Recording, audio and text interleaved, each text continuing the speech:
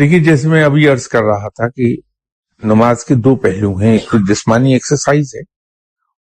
اور ایک وہ جو ذہنی طور پہ رابطہ ٹوٹتا ہے دنیا کے ساتھ، یہ بہت امپورٹنٹ ایسپیکٹ وہ ہے۔ اسی لیے آپ دیکھیں گے کہ جو لوگ نماز پڑھتے ہیں پابندی کے ساتھ اور اہتمام کے ساتھ،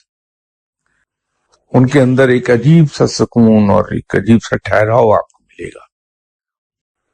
وہ جو خشوع خضوع ہے وہ امپورٹنٹ اس لیے ہے، اگر دنیاوی اینگل سے صرف آپ بات کریں، کہ وہ جو رابطہ ٹوٹ جاتا ہے دنیا کے ساتھ،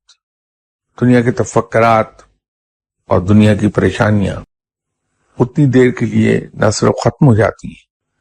بلکہ ایک ایمان نئے سرے سے تازہ ہو جاتا ہے دل میں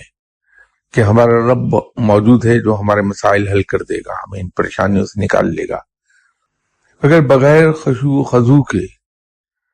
نماز پڑھی جائے تو جسمانی ایکسرسائز بہرحال ہو جائے گی، تو نماز پڑھتے رہنا چاہیے، یہ امید رکھنی چاہیے، اللہ تعالیٰ آہستہ آہستہ